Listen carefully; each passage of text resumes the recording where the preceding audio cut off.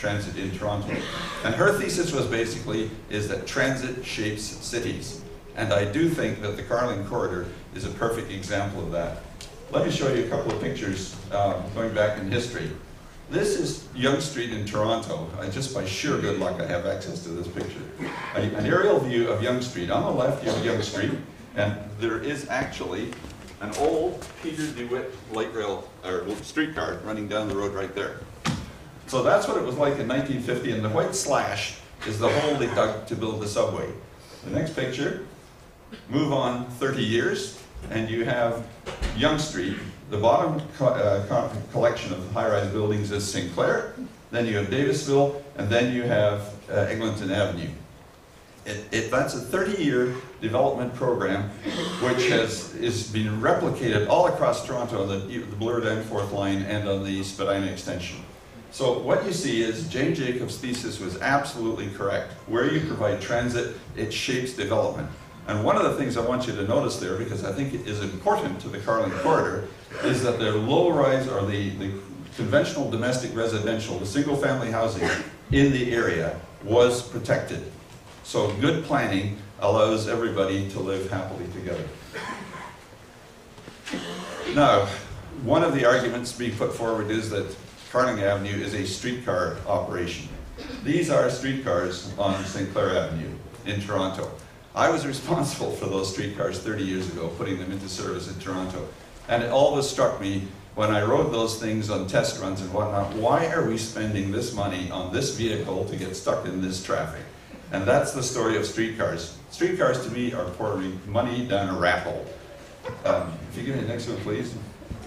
This is Houston, where they have tried to hybridize streetcars and light rail. So they've given themselves a dedicated right-of-way in the center of the street, very attractive, beautifully done, spent a ton of money on fountains and all kinds of things. But the problem is, there is no physical barrier for the traffic to turn left.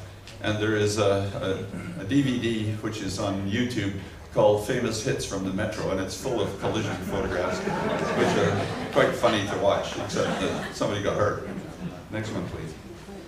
This is Portland, Oregon, the MAX system, which is very well known, highly regarded, works extremely well. And you see there the simplicity, but that concrete, slightly raised concrete track along there prevents the traffic from encroaching on the space for the track. But I do also want you to notice there that the entrance, this is the center median, the entrance is by a very simple pedestrian crosswalk with signalized, and then a very easy access for wheelchairs and whatnot to the low-level platform, which is only 300 millimeters high. So it's very neat, tidy, fits in very nicely. And the next one shows how in Seattle, which has just opened this light rail line, they solved the problem very simply by putting a curb along the street to protect the light rail track from access by cars, and so they can run at faster speeds very efficiently. They've done one clever thing there for emergency vehicles where they need to get across the tracks. They've put a little gully, almost like a drainage curb in there that cars can't cross, but the bigger wheels of the emergency vehicles can. So there's many ways to swat a fly. And this is a simple weather-protected enclosure in Seattle. So again, you see that you don't have to go to inordinate amounts of money as soon as you use the phrase light rail. It can be done very pragmatically.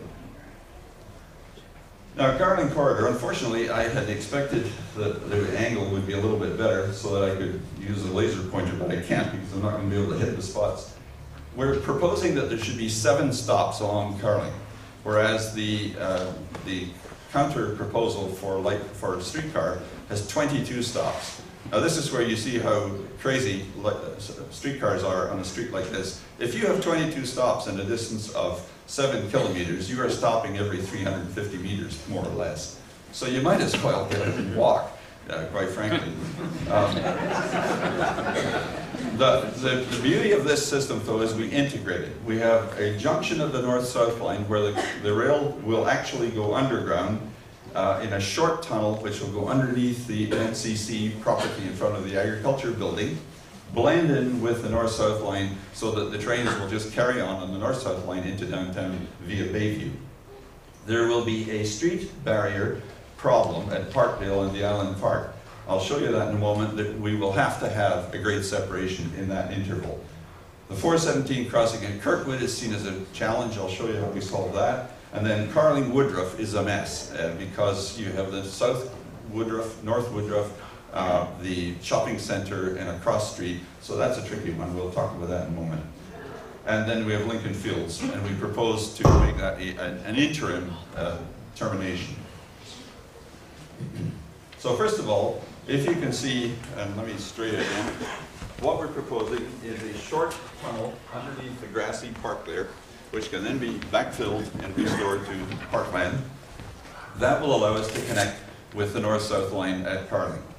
In the next one, we go up to the Ottawa Civic Island Park crossing, and there we need about 800 meters of separation so that we go underneath that mess of roads where Fisher crosses over and Park Hill, and they're all blended in together there, and it's really just too much of a problem to figure out some way to deal with the road structure, so the best thing is go underneath.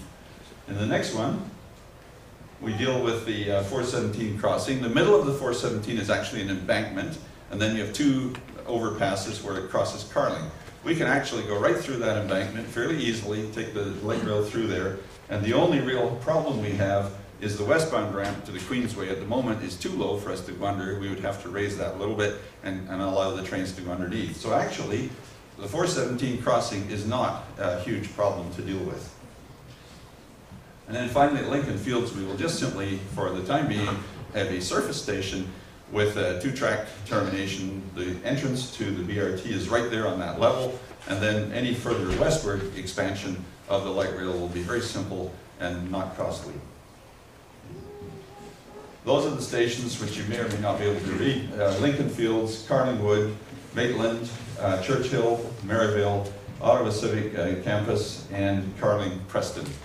And that will allow us to run roughly at an average speed of about 40 kilometers an hour. We'll make the trip from Lincoln Fields to the Carling Cut in about 12 or 15 minutes, and we'll take you downtown in 17 minutes. Oh, sorry, there we are, I'm running ahead of myself. So that's it. Now, but do note that the Parkway option, Lincoln Fields to Bayview, is 13 minutes. We figure the light rail will be 14 minutes. Don't really consider that to be hugely sensitive in the context.